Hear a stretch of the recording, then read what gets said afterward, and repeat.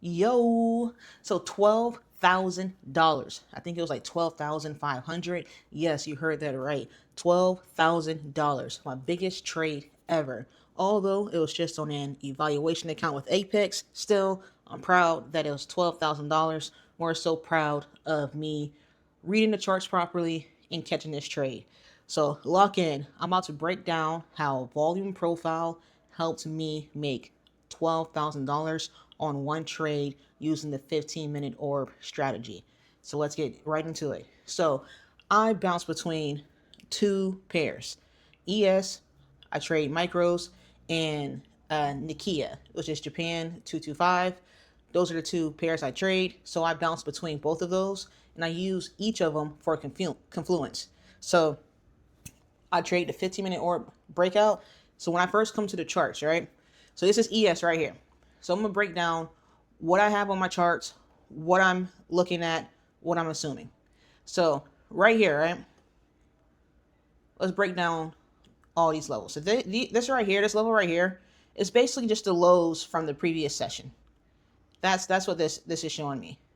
The lows from the previous session, and then right here, this yellow or orange line is the point of control from the previous session.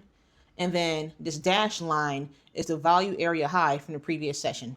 So when I'm looking at straight on the charts that I'm looking at for this today's session, I also like to mark out any zones or ranges or highs that were failing to break from pre-market or overnight, whichever one is closest to me. So right now, pre-market. So as you can see, I marked off a zone here because price was failing to break here, pre-market, right? As you can see from this EMA here, it same thing, price failing to break. And then it's also where the previous day's volume area high is as well. So what's it's saying is here, price broke value area high, but it did not accept price because it came down here to retest if it wants to continue to go up in price. It came down here to test value and then it fell back below.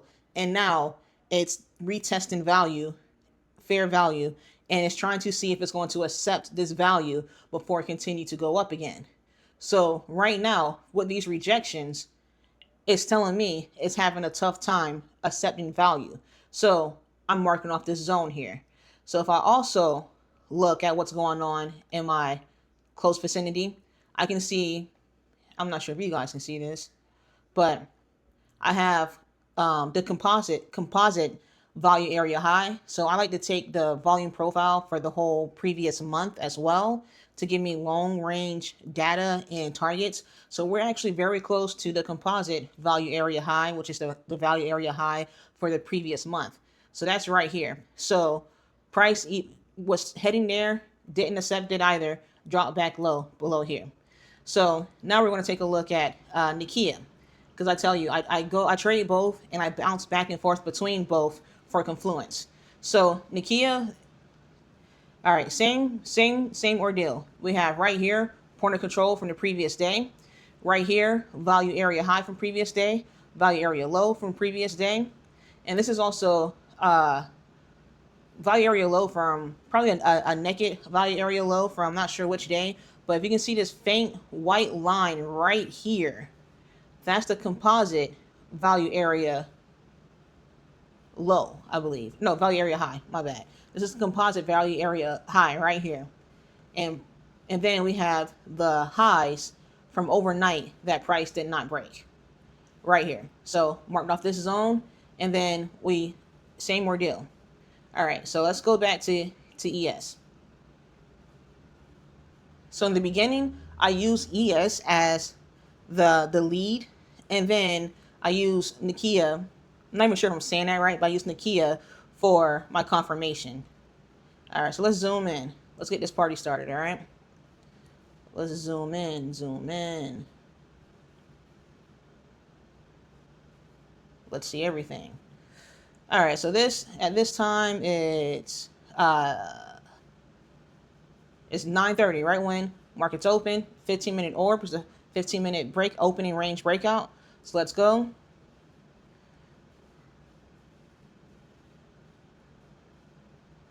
All right, so we got the first candle started in here. Let's go ahead and start marking up our charts. right now, what did it just have me click? Hold on here. All right, trading view, don't start wigging on me.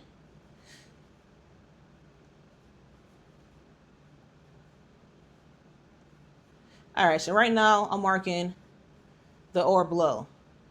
So the orb low, as you already know, is the lowest part of the first 15 minutes of the opening range. So right now that's orb low. We're going to go ahead and mark orb high right now. All right, let's keep going.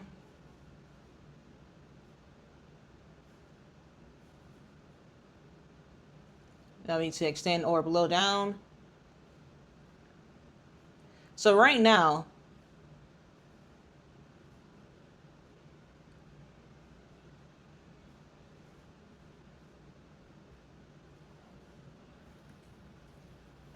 hold on, my computer is wigging.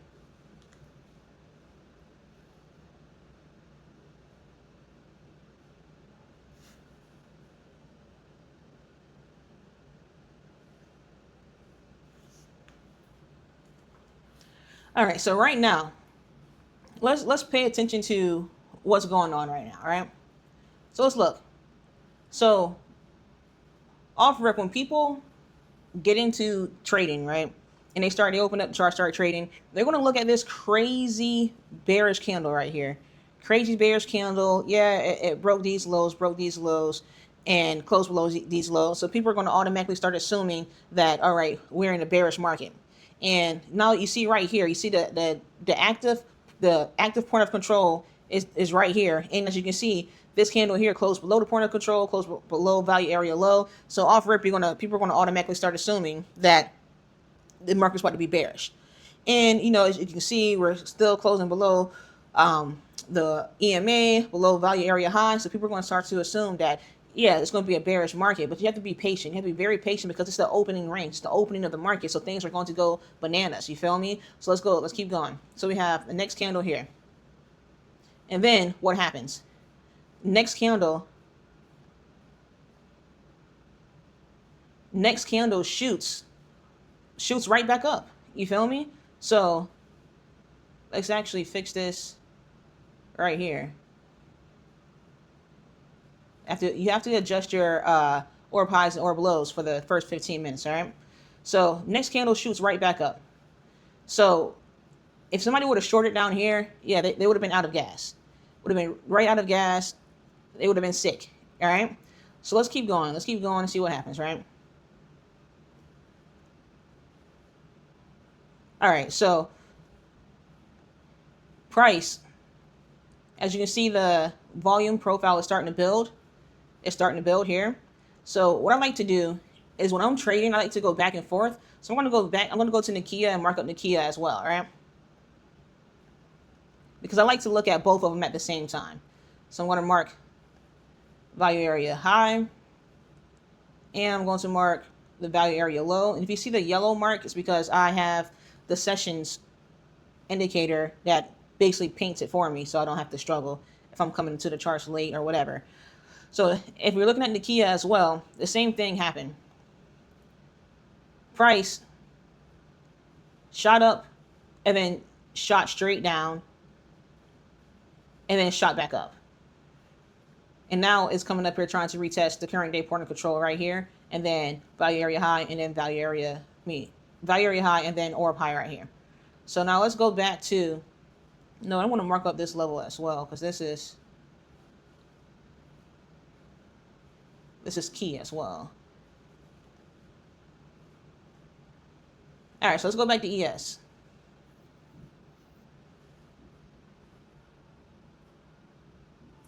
All right, let's keep it going.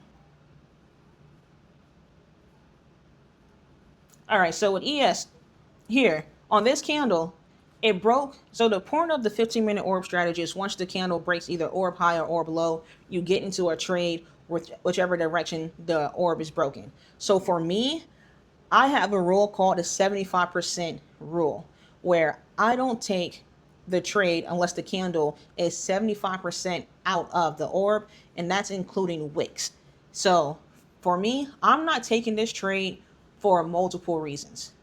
So, reason number one, look at this crazy wick right here. Yes, the candle broke orb high, broke value area high, point of control, and previous day value area high, and it broke the EMA. But for me, I'm not taking this trade for multiple reasons, because it's not a 75% candle. It has this crazy wick right here, and still it's not 75% out of the orb. And at the same time, it's closing right below this level here. It's closing below this level. You feel me? It's closing below this level. So in order for me to take this trade, I will need for it to break above this level, and I'll prefer for it to come back down and retest this level. Depending on what kind of retest I get, because these markets kind of move fast nowadays. So I'm looking for me to break this level before I get into a trade. So let's keep it going.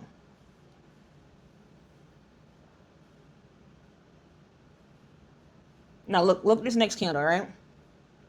And that's why I say, like, that 75% candle rule for me is key, because somebody probably would have been like, okay, it broke the orb, let me go ahead and get into a trade. And that's why some people say that the 15-minute orb strategy isn't a good strategy.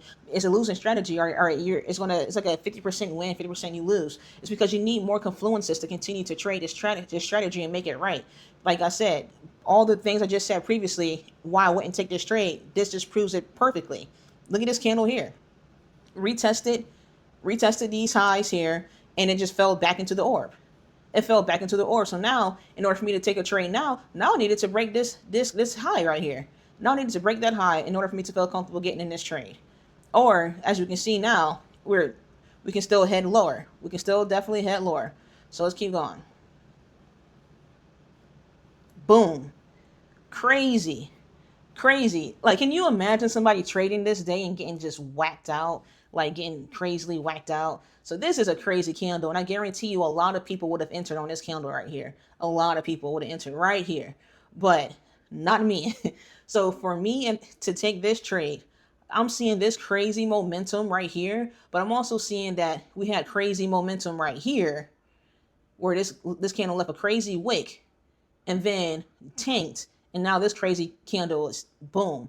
And now it broke the level I needed to break. It broke the point of control. It broke the and crazy how point of control has lined up a previous day point of control. So it broke point of control. It broke orb high, value area high. They also lined up with previous day value area high. It broke the pre-market zone here. So it's like, yes, this looks like a great trade. It really does. But for me, I need for a retracement of some sort for me to enter, because I feel like if I might enter in this trade, I'm going to get put in drawdown pretty quickly. So for me, I'm not entering a trade just yet. I need to wait for a retracement, and plus I would like for a retest of that level before I enter.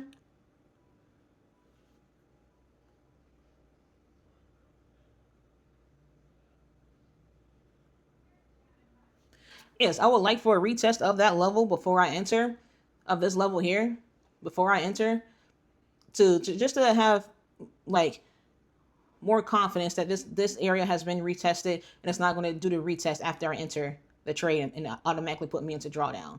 So, boom.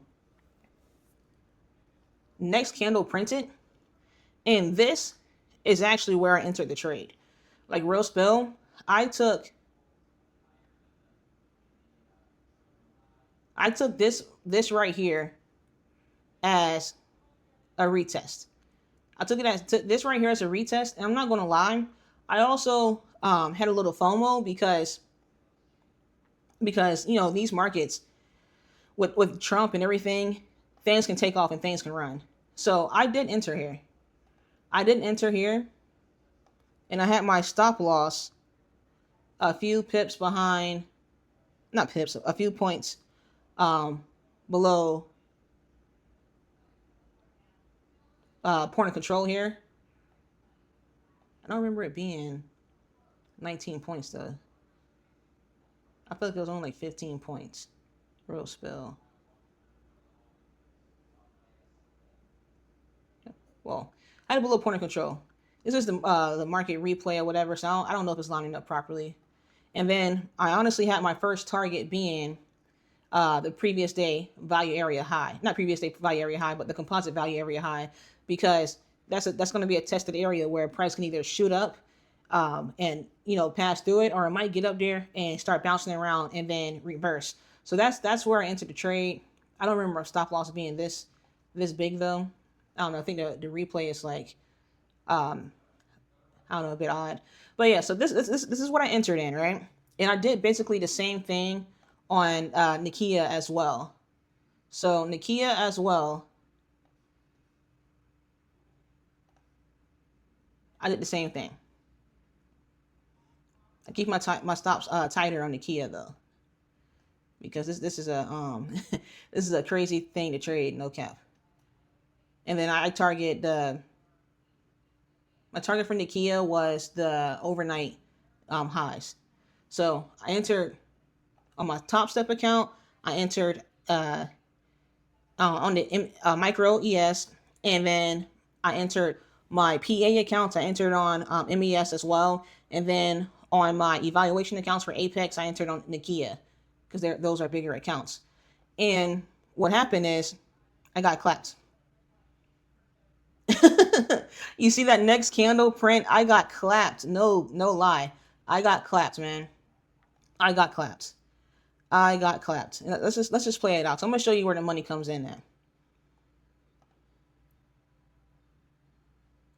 I got clapped. So now this is where volume profile has really taken my trading to another level.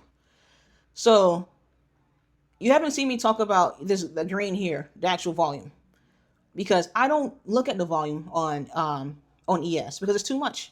I'm still learning volume profile, and looking at it on ES is too much because ES is a heavily traded instrument. I don't look at it on ES. Let's make this bigger because we're about to get into the juice. We are about to get into the juice. All right, so come on, computer. All right, so as you can see, I got claps. Price came down and straight up clapped me. Lost the trade. It is what it is. You win some, you lose some, but you live to fight another day. So we break down what has happened. So let's break down one thing is point of control is now right here.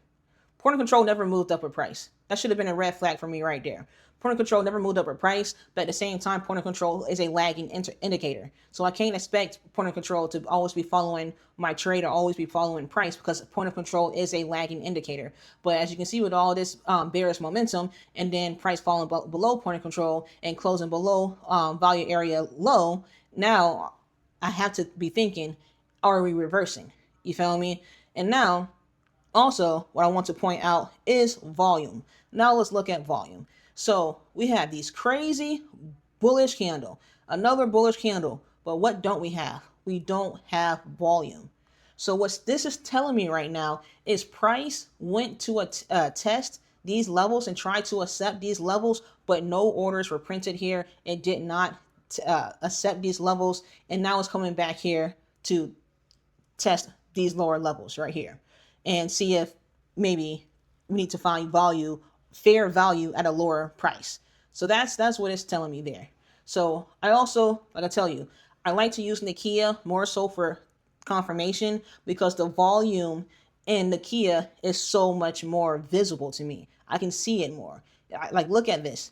I can see it more. It's not as traded as ES, so I can see the spikes more, So if I look at ES, it's really like one big old glob of volume, but on Nikkei, it's more visible. I can see there's literally no volume up here, literally no volume, and I can see that this right now, where the point of control is fair value. That's fair. Point of control is fair value. I can see that, and I can see that right now we're trading below that. So I'm gonna tell you what caused me to catch the biggest trade of my life. And as you can see, this is Nikkei here. So Nikkei, the price broke ORB low with a crazy bearish candle at that. So some people will probably think, yo, let me go ahead and go short. I waited because, first of all, my rules, not a 75% candle. So why would I take that trade? So we're going to go to the next candle. So the next candle printed, right? So pay attention. The next candle printed, It's more than a 75% candle because the whole candle printed and closed outside of the orb. But I don't take candles. I don't take trades when if it's a short, the lower part of the candle is all wick. So and look, and this is the previous day value area high, and it's also rejecting off of that. But the one thing that allowed me to catch the biggest trade of my life was right here. Let me circle it. Was right here. Right here allowed me to catch the biggest trade of my life. Now tell me, what do you see? Nothing. You don't see anything. There is no volume here. There is no volume here. So look at the confluences you have that price is not accepting. It's not accepting these lower levels. These lower prices are not being accepted. We have, where are we at?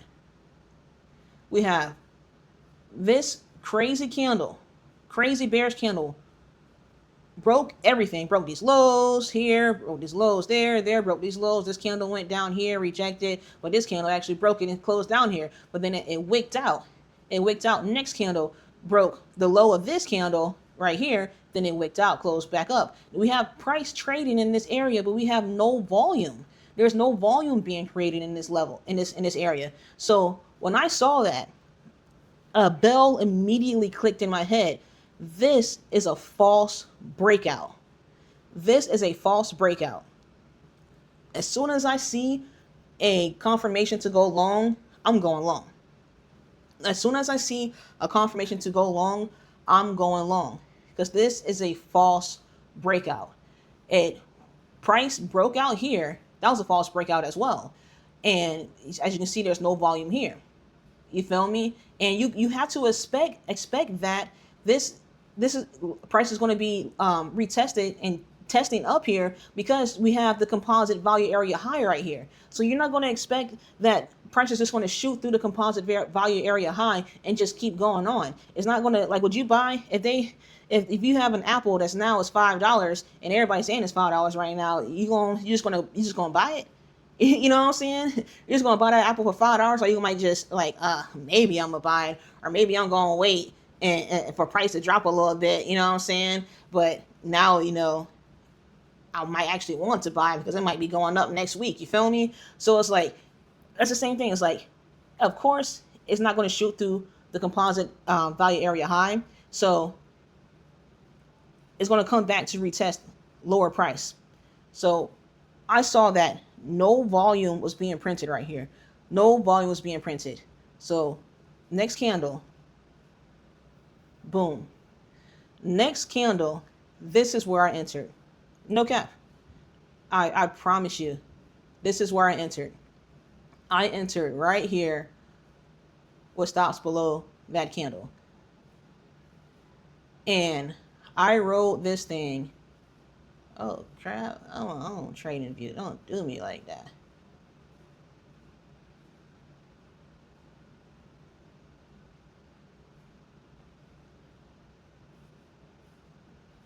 I rode this thing all the way back up here. And I kept adding positions because on the Kia, I told you it's an evaluation account. So I went crazy on that. And on ES, I basically did the same thing. On ES, so on my Top Step account, I trade my Top Step accounts more aggressive than my Apex accounts when it comes to ES.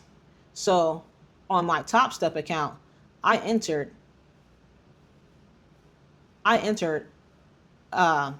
micros here, and I added positions too. So on my Top Step account, I made like $1,200, and still a combine. It's still a combine. It's not real money. Still a combine. Still aiming for the same thing, the composite value area high, and then I was still watching out because we just created another level right here. I know my chart looked crazy right now. Look crazy. So I'm just going to go ahead, and I ain't going to delete that because that's what happened.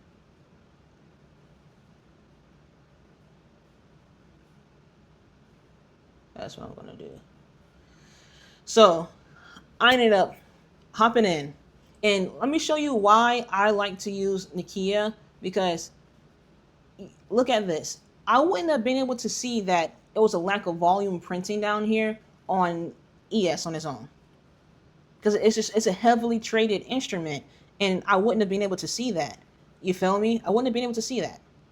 So that's why I like to jump over to Nikkei. So Nikkei's like my favorite pair, but you have to have a large account to trade this. It doesn't have micros, and you'll get eaten alive trading this pair, bro. I promise you.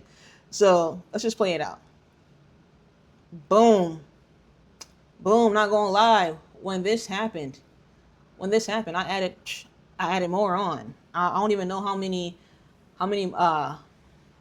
contracts I added on, because I was trading this on a 250K account. So I have one PA account that's 150K. I made $650 on.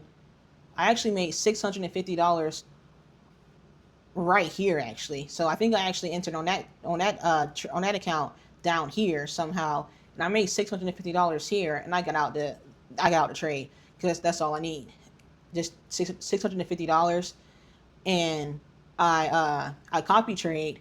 So my PA account that I trade Nikkei on, $650, made that, but then I traded my two other 250K accounts. So two of them, they both took this loss. But when I got into this trade, I only got into it with one account, because I was confident, but I was not confident at the same time, because I need to be more confident just in myself. And I just got in with one account. So yeah, so this candle crushed it. I added on some more contracts, and we just rode this thing to the sun. Rode this thing to the sun. Now I'm gonna go back to ES. So on ES, as you can see, there's still room to enter again on here. So I went crazy on my Top Step account, and I did lose this trade here on my two Apex 50K PA accounts, and I was looking for another entry, like real spill. I was looking for another entry, and I did. I caught another entry, and the entry was using my same rules. It was using my same rules, and I caught that entry really right here. So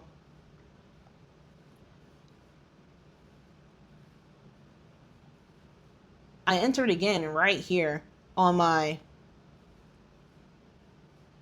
50K PA accounts, because we have this crazy bullish candle breaking point of control here, breaking value area high, breaking previous value area. Breaking ORB high, breaking previous day value area high, breaking current day value area high, breaking the EMA, breaking this level here. Then it came back to retest this level, and it closed above. Like, yes, it closed with this wick here, but I was a bit more confident, because we had this false breakout down here. Although we had this false breakout here, but we really had a better false breakout that had more confirmation on Nikkei. So I was confident taking this trade here, but I knew that my confidence would have risen even more if I was to break this level here. So at this point here, I'm in three trades. I'm in the trade that I got in down here. I'm in a second trade that I got in right here, and that's really it, man. It went crazy.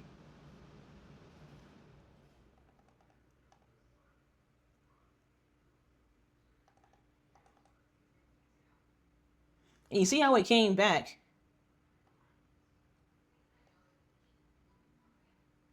You see how it came back to sheesh. You see how it came back to retest this level here, right? Now, if you're a scalper, that was another entry that you guys could have got in right here. But most importantly, is you see how the composite value area high was tested, and it's moving. So that's why you can see these lines separate, because I have the line that I marked to extend it, and then you have the actual live one. So it moves, but you see how it's testing it.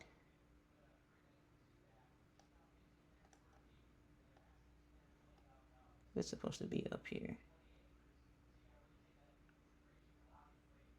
Wait, no, it's supposed to be down here. What am I doing? So I did not. My goal was only 15 points. So, yeah, man, you see how it broke value area, the composite value area high, but then it came back to retest it. It's actually going to play around here before it continued to go. So, man, that's it. And then on the Kia, it does the same thing. It went to the previous day overnight highs, and it just bounced around here. So that's how I used volume profile to really help me catch the best trade of my life. Like, and it's the best trade of my life because I'm new to trading volume profile. So when I saw that false breakout, when I really noticed, like, yo, there is no volume printing down here. Like, I got excited. And to be able to take that trade and have the trade play out the way it played out, it just felt good, man. Because I've been studying volume profile and auction theory for only like 2 months now. And to really like see something happen and then like catch it and then be able to trade it, because a lot of times you don't see it until you're reviewing your trade, and then you're like, dang, like, look, this volume didn't actually print here, blah blah blah. But I saw it in real time. I saw it and I was able to capitalize off of it, and it feels good, man. It feels very, very good.